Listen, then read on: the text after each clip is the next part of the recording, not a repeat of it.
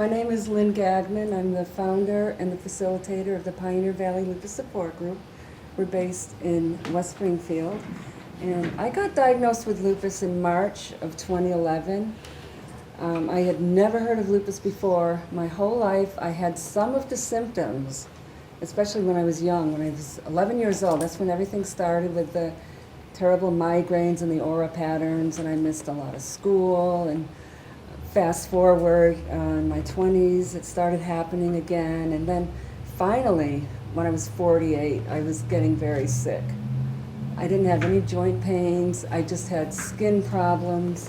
I had the rashes and extreme fatigue. And I always had blood tests my whole life. And all I was ever told was that you don't have mono. You're fine. But then I got gravely ill in January of 2011. And finally, in February, I caved in. I went to the hospital. I had extreme joint pain everywhere, in the wrists, the knees, my ankles. I started shuffling to walk. I was nauseous. I was off balance. And I couldn't grasp anything, so my husband took me to the ER. It wasn't anything I thought it was, because lupus is known as the great imitator, because it's like many other diseases, and it takes, on average, 6 years to get a diagnosis, which is bad. This is why part of our mission is to spread awareness so that you can get a quicker diagnosis and, well, basically save your life, because it attacks your organs. Most lupus patients live a normal lifespan as long as they stay on the treatment plan with their doctors and they all stay on the same page, but it could be fatal. People have passed from it. And anyways, I was in the hospital for 10 days, and they were running all kinds of tests on me because there's no definitive test for lupus. I was getting x-rays and CAT scans and EKGs, and they were just ruling out what it wasn't. And then finally, on the last day I was at the hospital, they said it's either lupus or a virus. And I said, what is lupus? And I was so kind of out of it. The hospitalist was explaining it to me. He said it's autoimmune, and it does this, that, and the other. And I couldn't really understand what he was saying because I was still out of it. And I thought, autoimmune? No, I got a virus. I was in denial, and I never heard of it. So I thought that once I continued this medication they put me on, it would go away. I didn't understand it at all, what was happening, because I'd never been that sick before. And then a couple of months later, after so many doctor's visits with a rheumatologist, I burst into tears on the way home because I realized I got something wrong with me. I've been in a lot of pain, and I don't know how long this is going to last, and I had to accept the fact that I was sick. So I was looking for a support group. There was no support group anywhere in town or anywhere in Western Massachusetts, and I'd love to be an activist. So I did my research, and I discovered that you can go into remission with this. That once I get feeling better, I'm going to start a support group because I want to help people. I always enjoy helping people. And that's what I did. I started the Pioneer Valley Lupus Support Group, and I do health fairs. I talk about lupus at the college, Westfield State University and Westfield High School, and I'm happy to go anywhere else anybody wants me to. So that's pretty much my story. I'm trying to spread awareness because I know some very ill patients, and unfortunately some of them have died. Right, and So I it's think, important to me. and I think that's the piece, like the awareness piece, because as you can see, we're very different individual people, and as most people know, I also have lupus, and it could attack anybody, or not attack, but somebody could be diagnosed and have lupus at any age. It's mainly on women. Men could get it too, but it's prominent on women. And it could come at the age of 40, it could come at the age of 30. I know your sister was diagnosed At younger, 18 years old. So I appreciate what you're saying, because it's really about awareness, because it's also an illness I had no idea about. I had no symptoms. They just kept sending me into the doctor for blood work because my blood work didn't look fine. I kept going to work until my body shut down. I was at work on a Monday. I was inflamed because I thought I was inflamed, and I thought it was all the medicine. There was the side effects of the medicine.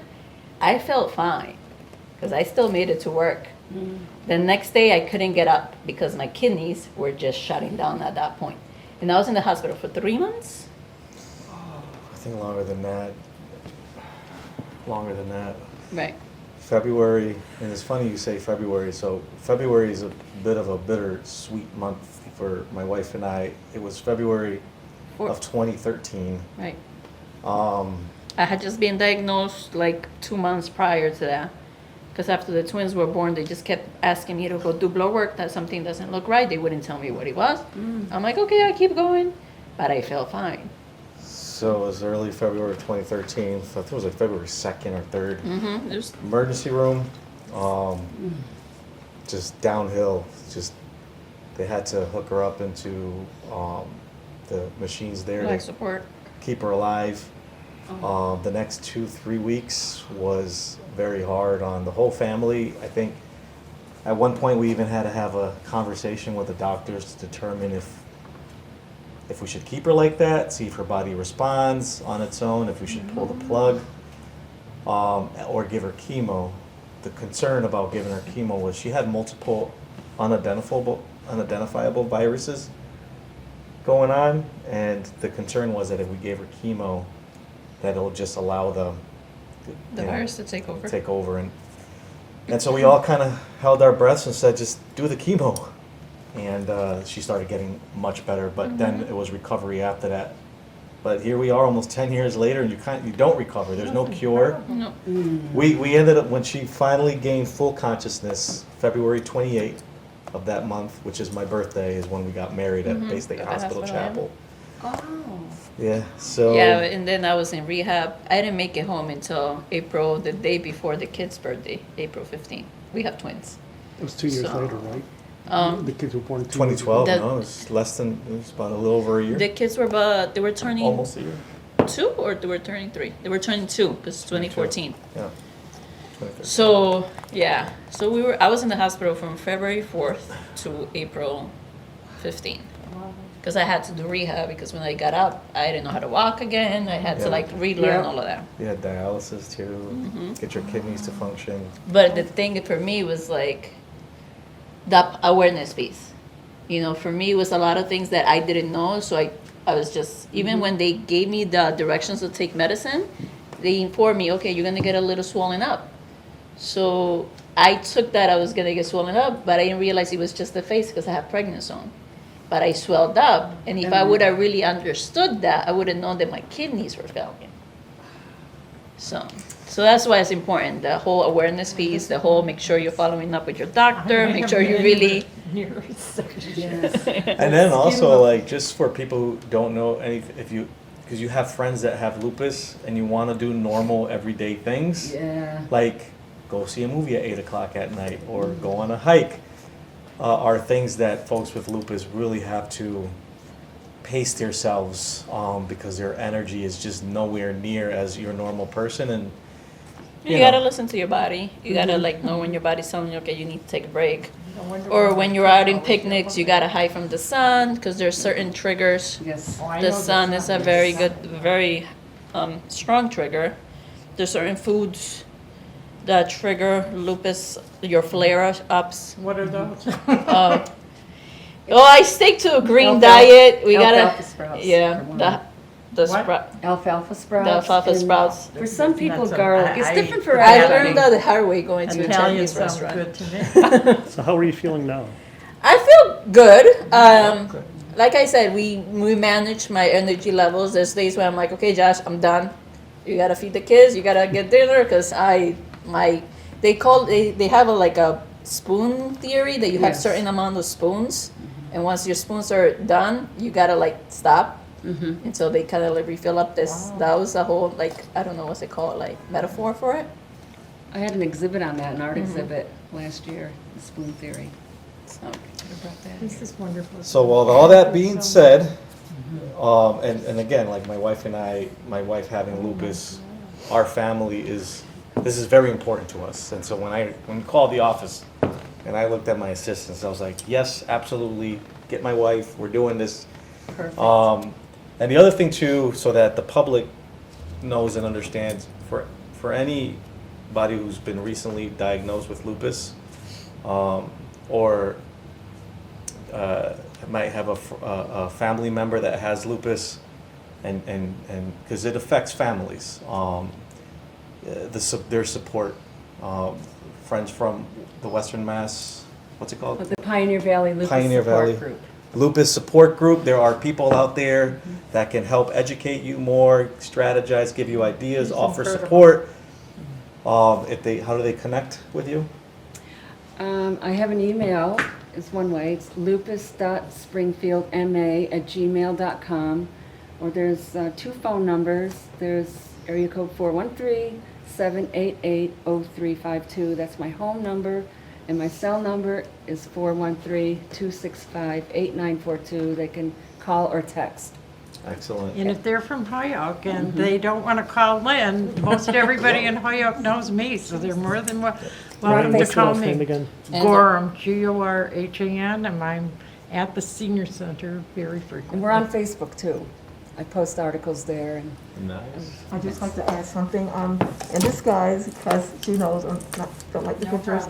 But I do want to say, I was diagnosed with lupus in my 30s. That was 40 years ago. And when I was diagnosed with lupus, they gave me 10 years to live. And that was a death sentence for me. But I took that I have small children, and I prayed. And I said, God, I need to be here to raise my kids. So each day, each year, I survived.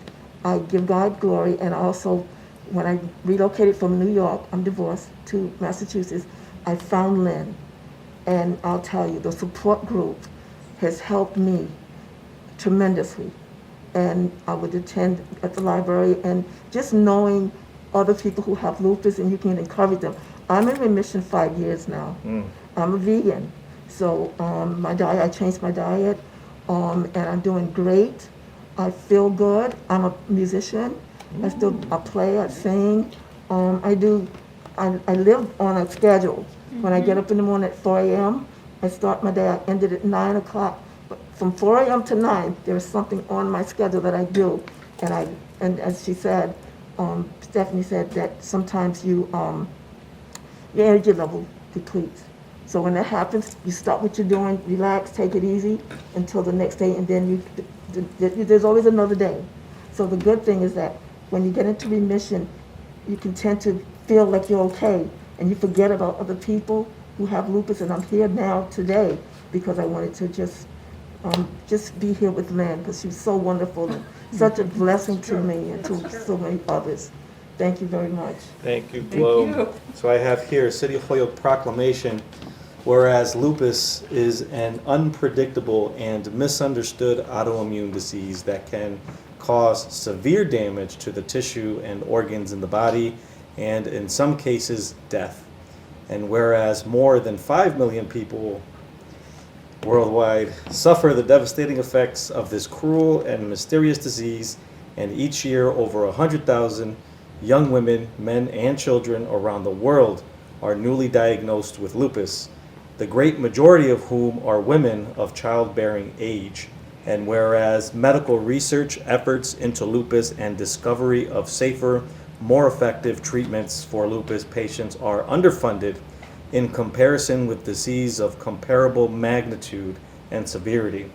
And whereas many physicians worldwide are unaware of symptoms and health effects of lupus, causing people with lupus to suffer for many years before they obtain a correct diagnosis and medical treatment.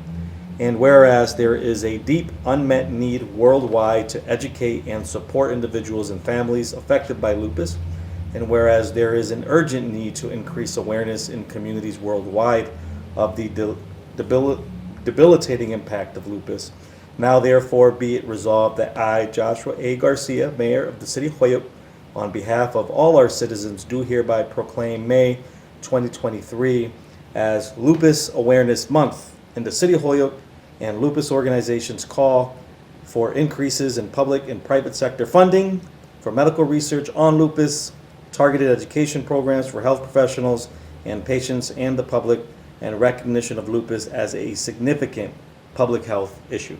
Thank you so much. Can we make an appointment to do this again next year? Yes, that would be nice. We'll do this every year, starting on the 1st. Thank you so much. Thank you Thank so you much. so